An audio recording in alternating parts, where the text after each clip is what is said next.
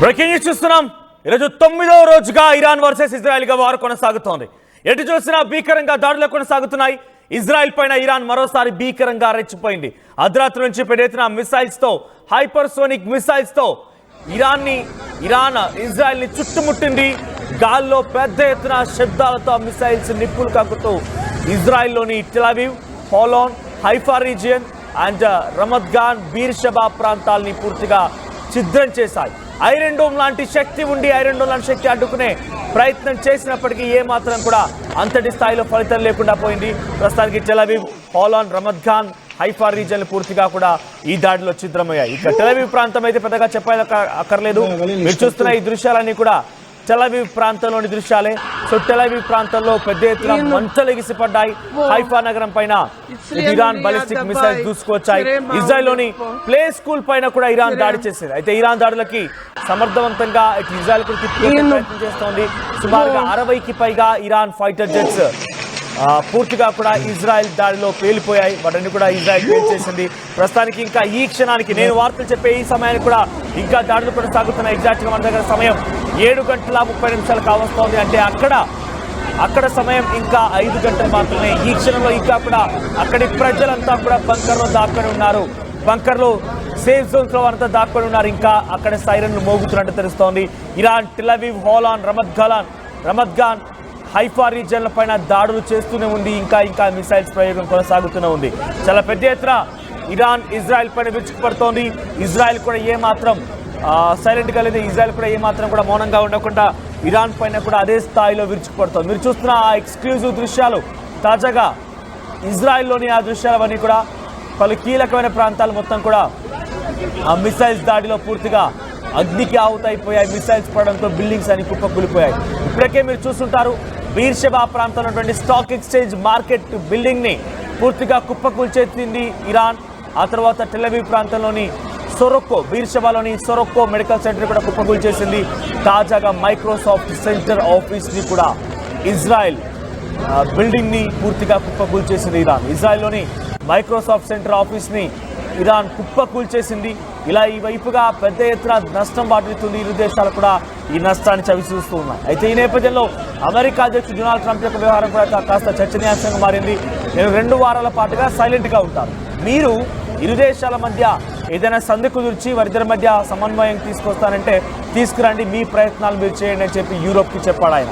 ఒకవేళ కనుక మీకు సాధ్యం కాకపోతే 2 వారాల తర్వాత అయినప్పటికీ అమెరికా పైన ఇంకా ఇరాన్ ఆగ్రహంతో రగిలిపోతే, ఇరాన్ ఇంకా నేను న్యూక్లియర్ వెపన్ని ప్రయోగిస్తాను, న్యూక్లియర్ వెపన్ని తయారు చేస్తానంటే ఒక అహంకారంతో ముందుకు వెళ్తే తప్పకుండా నా టార్గెట్ న్యూక్లియర్ వెపన్స్ అవుతాయి అనేటువంటి మాటని డొనాల్డ్ ట్రంప్ మాట్లాడుకొచ్చారు. సో ఫార్దో రీజియన్లో అటు ఇరాన్ న్యూక్లియర్ రియాక్టర్స్ని ఏర్పాటు చేసుకుంది. న్యూక్లియర్ వెపన్స్ని తయారు చేయడం కోసం ఆల్మోస్ట్ 60% యురేనియం కూడా ఇక్కడనే సిద్ధమవుతోంది. సో సుమారుగా ఫార్దో ప్రాంతంలోని 2000 మీటర్ లోతులో కొండ చర్యల మధ్యలో ఆ యురేనియం సంబంధించినటువంటి శుద్ధి జరుగుతోంది. సో దాన్నే టార్గెట్గా చేస్తామని చెప్పి డొనాల్డ్ ట్రంప్ అంటున్నారు. ఒకసారి ఈరోజు ఇప్పుడు ఈ క్షణం వరకు కనుక దాడులకు సంబంధించి ఆ విజువల్స్ ఉంటాయి.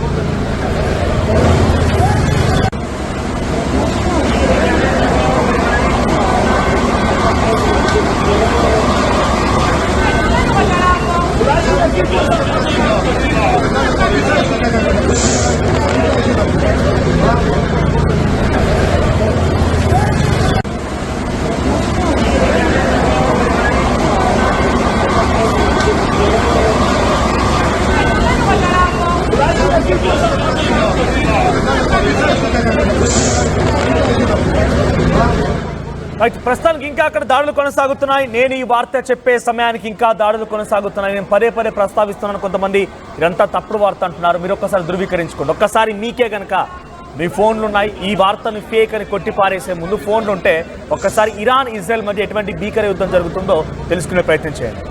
ఒకరిని నిర్దేశించే ముందు, ఒకరిని తప్పుగా చూపించే ముందు ఒకసారి మీరు కూడా నిర్ధారించుకోండి. సో ప్రస్తుతానికి ఇరాన్ ఇజ్రాయెల్ మధ్య ఈ భీకర దాడులు కొనసాగుతున్నాయి. ఆపరేషన్ రైజింగ్ లైన్ పేరుతో మొదట ఇజ్రాయెల్ ఇరాన్ పైన విరుచుకుపడింది. అక్కడి ఎయిర్ బేసెస్ ని కుప్పకూల్చేసింది. న్యూక్లియర్ స్థావరాల్ని పూర్తిగా పేల్చేసే ప్రయత్నం చేసింది. మరి ముఖ్యంగా నతాన్జా ప్రాంతంలో ఉన్నటువంటి ఆ ప్రాంతాలని, ఆ న్యూక్లియర్ స్థావరాల్ని పూర్తిగా మట్టుబెట్టే ప్రయత్నం ఇజ్రాయెల్ చేసింది.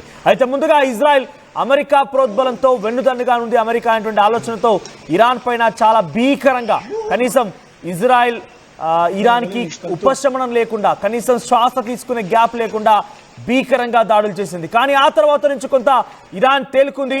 21 దేశాలు ఇరాన్ వైపు నిలబడ్డాయి. సుమారుగా అరబిక్ ఇస్లామిక్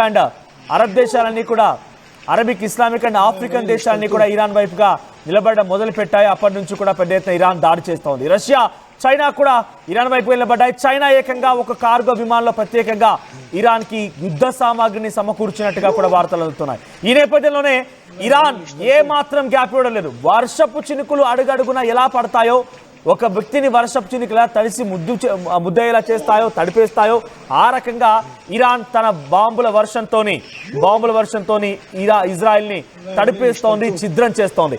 ఎటువైపు నుంచి దాడులు జరుగుతున్నాయి కనీసం పసిగట్టలేకపోతోంది ఇజ్రాయెల్. ప్రస్తుతానికి ఈ రోజు ఈ క్షణానికి ఇంకా దాడులు కొనసాగుతూనే ఉన్నాయి. టెల్ అవీవ్ అనేది చాలా పెద్ద నగరం.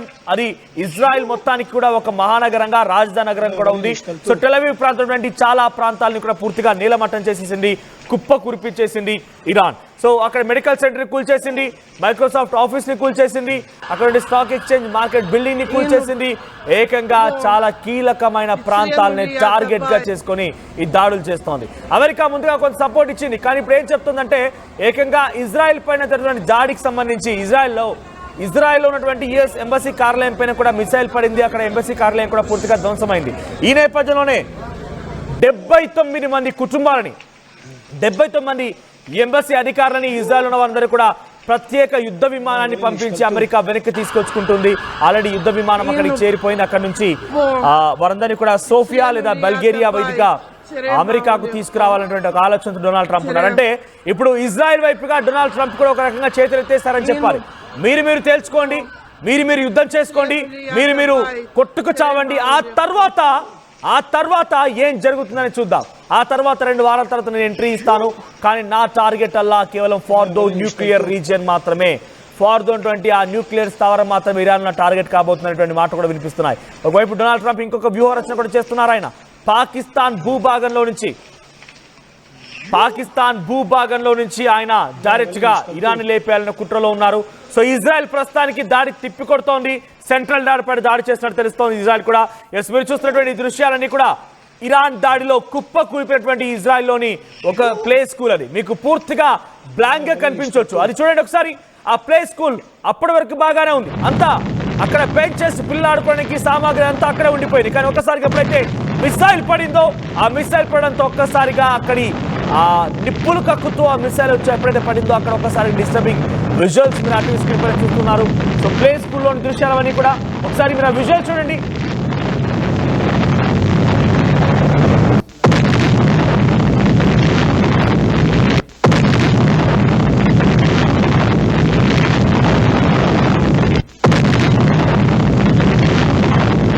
ఈ దృశ్యాలను ఏకంగా ఇజ్రాయెల్ డిఫెన్స్ ఫోర్స్ విడుదల చేస్తూ ఏం చెప్తాం తెలుసా? మేము ఇరాన్ పైన ఎందుకు దాడి చేస్తున్నామో తెలుసా? ఇరాన్ పైన ఎందుకు ఇంత కక్షపూరితంగా ఉన్నామో తెలుసా? ఇరాన్ శత్రువు, ఇరాన్ దుర్మార్గం, ఇరాన్ యొక్క అసమర్థం, ఇరాన్ యొక్క అనుచితం, ఇరాన్ యొక్క నియంత, ఇదే అంతా అని చెప్పేటువంటి మాటని ఇజ్రాయెల్ డిఫెన్స్ ఫోర్స్ తన ఎక్స్ ఖాతా ద్వారా తెలిపింది. ఏం చెప్తుందంటే చూడండి, చిన్న పిల్లలు చదువుకునేటువంటి స్కూల్ పైన కూడా ఇరాన్ దాడి చేస్తోంది. ఇందుకే కదా మేము ఇరాన్ పైన దాడి చేయాలనుకుంటున్నాం, ఇరాన్ యొక్క పూర్తిగా అంతం చూడాలనుకుంటున్నాము, అలీ ఖమేనీ అంతం చూడాలనుకున్నటువంటి మాటని షేర్ చేస్తూ ఇజ్రాయెల్ డిఫెన్స్ ఫోర్స్ ఈ వీడియో విడుదల చేసింది. ఇజ్రాయెల్ ఉన్నటువంటి ఒక ప్లే స్కూల్ పైన ఇరాన్ చేసినటువంటి దాడి చూడండి ఒకసారి. అప్పటి వరకు ఆ స్కూల్లో లోపల సీసీటీవీ కెమెరాలు రికార్డు దృశ్యాలవన్నీ కూడా అక్కడ పిల్లలు ఆడుకోవడానికి సామాగ్రి ఉన్నాయి, పిల్లలు కూర్చోడానికి బెంచెస్ ఉన్నాయి. వాళ్ళ యొక్క ఆ ప్లే స్కూల్ అంటే ఎలా ఉంటుందో అర్థం చేసుకోండి. ఆ ప్లే స్కూల్ తాలూకు ఆనవాళ్ళు ఉన్నాయి. కానీ ఆ తర్వాత ఎప్పుడైతే మిసైల్ పడిందో పూర్తిగా ఆ బిల్డింగ్ అంతా కుప్పకూలిపోయింది. మరి అక్కడ ఎంతమంది మరణించారని ఇంకా అథెంటిక్గా మనకు అధికారికంగా సమాచారం ఉంది. కానీ అటు ఇరాన్ చెప్తున్న ప్రకారంగా, ఇరాన్ ఫారెన్ మినిస్టర్ చెప్తున్న ప్రకారంగా సుమారుగా ఇప్పటివరకు ఇజ్రాయెల్ దాడిలో ఇరాన్లో 750 మంది మరణించారు, సుమారుగా 2000 మందికి తీవ్రంగా గాయాలయ్యాయట. ఈ మాట నేను చెప్తోంది కాదు, ఇరాన్కు సంబంధించినటువంటి ఫారెన్ మినిస్టర్ జెనెవా చెప్తున్న మాటలు. సో జెనెవా ఆయన ఏమంటున్నారంటే, ఇజ్రాయెల్ మా పైన చేసిన దాడిలో సుమారుగా ఇప్పటివరకు మా ఇరాన్ దేశంలో 750 మంది మరణించారు, 2000 మందికి చాలా తీవ్రంగా గాయాలైనటువంటి మాటల్ని ఏకంగా ఇరాన్ ఫారెన్ మినిస్టర్ ధృవీకరించారు. సో ప్రస్తుతానికి ఇంకా ఈ దాడులు కొనసాగుతున్నాయి. సో టెల్ అవీవ్ ప్రాంతంలో అటు ఇరాన్ దాడి చేస్తుంటే కొన్నిటిని తిప్పికొట్టే ప్రయత్నం ఐరన్ డోమ్ చేస్తున్నప్పటికీ మరికొన్ని మాత్రం చాలా అన్నిటినీ ఆ ఐరన్ డోమ్ని రాడార్ సిస్టాన్ని సైతం బద్దలు కొట్టుకొని టెల్ అవీవ్ ప్రాంతాన్ని, పోలాండ్ ప్రాంతాన్ని, రమద్ఖాన్ ప్రాంతాలని, బీర్షెబా, హైఫా రీజియన్ని దాడి చేస్తోంది. సో ఇజ్రాయెల్ దాదాపుగా ప్రధాన నగరాలని కూడా కుప్పకూలిపోయినని చెప్పాలి. ప్రధాన నగరాలని కూడా దాదాపుగా నియంత్రణ కోల్పోతోంది, వాటిపైన పట్టు కోల్పోతోంది. మరీ ముఖ్యంగా ఈ దాడుల నేపథ్యంలో అక్కడ ప్రధాన నగరాలు మొత్తం కూడా పూర్తిగా శిథిలమవుతున్నాయి, బిల్డింగ్స్ అన్ని కుప్పకూలిపోతున్నాయి. సో ప్రస్తుతానికి ఇజ్రాయెల్ కూడా దాడి చేస్తోంది. ఇజ్రాయెల్ కూడా తమ దగ్గర ఉన్నటువంటి బాలిస్టిక్ మిసైళ్లతోని, సూపర్ సోనిక్ మిసైల్స్తోని సెంట్రల్ ఇరాన్ పైన దాడి చేస్తోంది. సెంట్రల్ ఇరాన్ అంటే తెహ్రాన్, అరక్, ఆ తర్వాత అక్కడటువంటి నతన్జా, తబ్రీజ్, ఇసాఫహాన్ ప్రాంతాలే. సో ఈ ప్రాంతాల్లో ఇప్పుడు ఇంకా కూడా ఇజ్రాయెల్ దాడులు కొనసాగిస్తోంది. హైపర్ సోనిక్, సూపర్ సోనిక్ మిసైల్స్తో ఇజ్రాయెల్ సెంట్రల్ ఇరాన్ ప్రాంతంలో ఇజ్రాయెల్ దాడులు చేస్తోంది. సో నేను చెప్పే ఈ సమయాన్ని కూడా ఇంకా అక్కడ దాడులు కొనసాగుతున్నట్టుగా తెలుస్తోంది. నేను యాజ్ పర్ ఇంటర్నేషనల్ వార్తా కథనాల ఆధారితంగా మీకు ఈ వార్తలు చెప్తున్నాను. అట్ ది సేమ్ టైం మీరు కూడా ఒకసారి ఫేక్ అని కొట్టి పారేసే ముందు ఒకసారి ఆలోచించండి.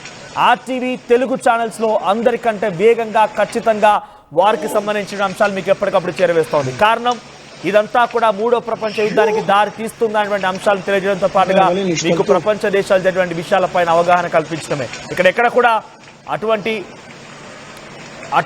అటువంటి తప్పుడు వార్తలు ఎక్కడ కూడా ప్రచురించాల ఆలోచన కానటువంటి ఒక అనుమానం మీకు అక్కర్లేదు. తప్పకుండా అథెంటిక్గా ఇన్ఫర్మేషన్ మేము తీసుకున్న తర్వాతే, ధృవీకరించుకున్న తర్వాతే ఈ వార్త మీకు ప్రచురించడం జరుగుతోంది. సో ఇరాన్ ఇజ్రాయెల్ వార్ ఎంతటిలా మారబోతోంది అనేది చెప్పడం కోసం, వాటి నుంచి మీకు అవగాహన కల్పించడం కోసం మాత్రమే తప్పకుండా పక్కా అథెంటిక్ ఇన్ఫర్మేషన్ని అందరికంటే వేగంగా అందిస్తోంది. అయితే ఇరాన్ ఇజ్రాయెల్ వార్ ఎంతటి స్థాయిలో ఇప్పుడు పరిణామాలు దారితీస్తున్నాయంటే అమెరికా ఇజ్రాయెల్ వైపుగా, ఇరాన్ వైపుగా, రష్యా, చైనా దేశాలతో పాటుగా మరొక 21 దేశాలు ఉన్నాయి. సో ఇవన్నీ కూడా రేపటి రోజున నిజంగానే అమెరికా ఇప్పుడు ఏం చెప్తాం, డొనాల్డ్ ట్రంప్ ఏమంటున్నారు, 2 వారాల సమయం ఇస్తున్నాను, ఏ దేశాలు అయితే ప్రయత్నం చేయాలనుకుంటున్నాయంటే ఇండైరెక్ట్గా ఆయన రష్యాని, అటు యూరోప్ని, చైనాను ఉద్దేశించి మాట్లాడుతున్నట్టుగానే ఉంది.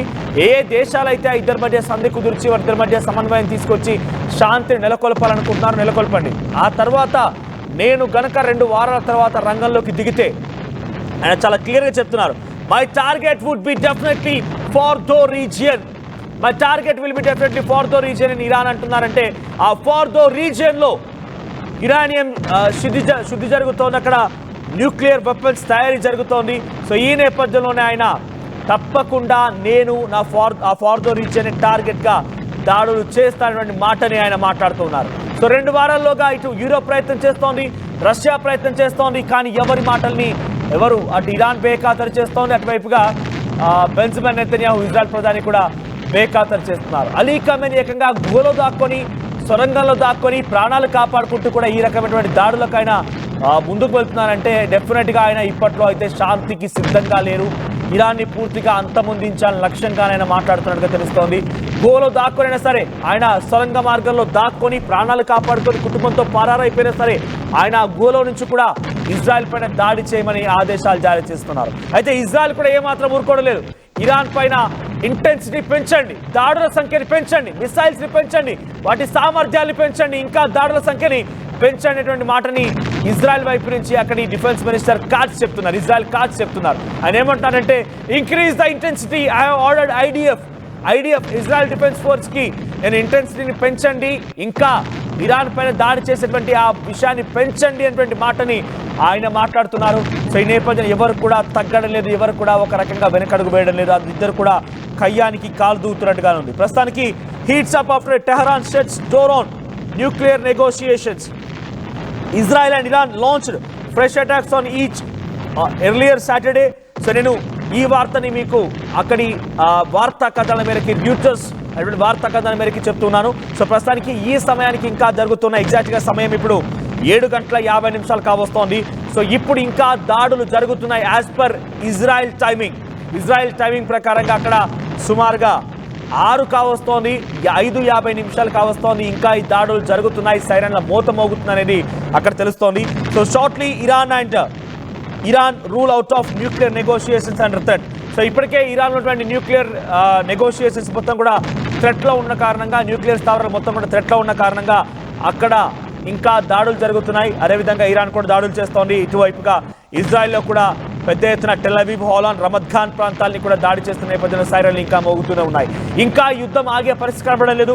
ఈరోజు 9వ రోజు, జూన్ 13న మొదలైనటువంటి ఈ యుద్ధం ఈరోజు 9వ రోజు ఇంకా కొనసాగుతుంది. భీకరంగా దాడులు కొనసాగుతున్నాయి. ఎట్టి పరిస్థితులు ఆగే ప్రసక్తి లేదని చెప్పి ఇజ్రాయెల్ చెప్తోంది. ఆపరేషన్ రైజింగ్ లయన్ పేరిట ఇజ్రాయెల్ దాడులు చేస్తూ ఉంటే ఆపరేషన్ ట్రూ ప్రామిస్ 3 పేరిట ఇరాన్ దాడులు చేస్తోంది. ఇరు దేశాలు కూడా ఏమాత్రం వెనకడుగు వేయలేదు. ఒకరిపై ఒకరు కాయానికి కాలు దువ్వుతున్నారు. తమ ప్రాణాలు కాపాడుకుంటూ గోల్లో దాక్కుంటూనే బయటికి దాడులు చేస్తున్నారని అర్థం చేసుకోండి ఎంతటి కాన్ఫిడెంట్గా ఉన్నారండి. ఇప్పుడు ఇరాన్కి కూడా మరింతగా బలం చేకూరింది. 21 దేశాలతో పాటుగా రష్యా, చైనా కూడా ఇరాన్ వైపు నిలబడంతో ఇరాన్ ఏ మాత్రం వెనక్కి తగ్గడం లేదు.